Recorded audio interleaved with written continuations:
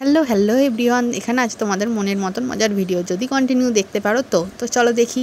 আমি এখন রেডি হয়ে বেরিয়ে পড়েছি, গঙ্গা চান করতে যাব বলে রাস্তায় একদম, আর রাস্তার মাঝে একটু কাজ ছিল, তাই জন্য দাঁড়িয়ে পড়েছি সামান্য একটু 10 মিনিটের জন্য।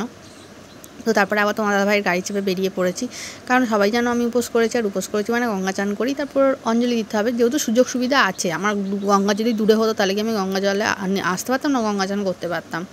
তো যাই হোক, আমার যেহেতু গঙ্গার কাছে, আমি শ্রীরামপুরে থাকি, তাই জন্য গঙ্গা জল আর আমি চলে এসেছিলাম শেওড়াফুলির নিস্তারিণী বাড়িতে। এখানে আসার দুটো কারণ ছিল। এই যে এখানে তোমরা জানো অনেকদিন আগে আমি তোমাদের ভিডিও করে দেখেছি যে আমার শাখাটা ভেঙে গেছে। এখানে আমি শাখা পরতে এসেছিলাম, ভেবেছিলাম শাখা পরে একবারে চান করে চলে যাব। ও বাবা, ওনারা নাকি বলছে 1:30 অবধি দোকান খোলা থাকে, তারপরে আর শাখা পরানো যাবে না, নাকি ওদের কমিটি কী সব মন্দিরের ব্যাপার। যাই হোক, সেটা নিয়ে বেশি ঘাটাঘাটি করলাম না। 1:30 বেজে গেছে, আর খাওয়া দাওয়ারও সময় হয়েছে। ভাইগুলো ছোটো ছোটো, তাদেরও খিদে পায়। তো ঠিক আছে, আমি তোমার দাদাভাইকে বললাম হবে না। তো এখানে ভেবেছিলাম গঙ্গার ঘাটে চানটা করেই যাব। ও বাবা, গঙ্গার ঘাটে এখানে মায়ের পুজো হবে, মায়ের মন্দিরে মায়ের পুজো হচ্ছে, আবার এখানেও মায়ের পুজো হবে। আমার মনে হয় যে সবাই এখানে যারা সেলসম্যান আছে, তারা যারা বিক্রি করছে খাবার সব কিছু পোশাক, তারা হয়তো আলাদা করে পুজো করবে। তো সেখানে গিয়ে দেখলাম বিশাল ভিড়, আর ভীষণ মানে একটা কেমন, আমার যেন একটা পছন্দ হলো না। তাই আমি কোথায় যাচ্ছি বলো তো, আবার ওখান থেকে বেরিয়ে আমি এখন যাচ্ছি। আমি ভেবেছিলাম যে শাখাটা যদি পরা যায় তো খুব ভালো হয়, তোমার দাদাভাইয়ের খুব ইচ্ছা ছিল। তো গোটা শ্রীরামপুর ঘুরে শাখার দোকান একটাও খোলা নেই, যেহেতু 2টো বেজে গেছে, এখন প্রায় 2টো ওভার, 2:30 বাজে।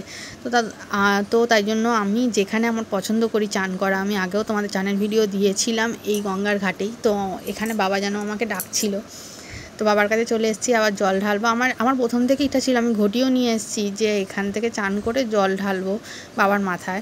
আমি ভেবেছিলাম শেওড়াফুলিতে শাখা পরে তারপরে এসে এখানে চান করে বাবার মাথায় জল ঢেলে একবারে বাড়ি যাব।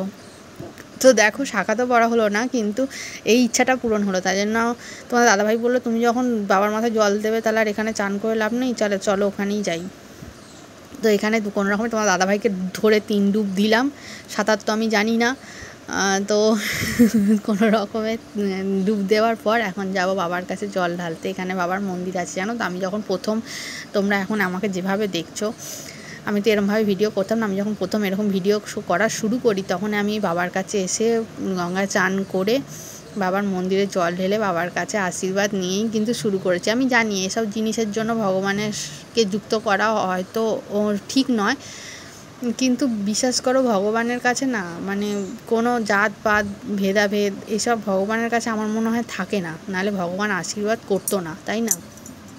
তো যাই হোক, সব কিছু মিলিয়ে বাবার কাছে মন ভরে পুজো দিলাম, আশীর্বাদ চেয়ে নিলাম, আর বাবাকে বললাম যে আমি শাখাটা কবে পড়তে পারবো বলো তো, তুমি তো আজকে আমাকে শাখা পড়তে দিলে না। আমার খুব ইচ্ছা ছিল কালী পুজোর দিনে আমি শাখা পরবো, যদিও আমারই ভুল। আসলে কি বলো তো, ঘরে রান্না বান্না করেছি, ওদেরকে খেতে দিয়েছি, তারপর বাসন মেজেছি, সব এঁঠো কাটা পরিষ্কার করে তারপরে গিয়েছি গঙ্গা চান করতে, তাহলে তো একটু দেরি হবেই বলো।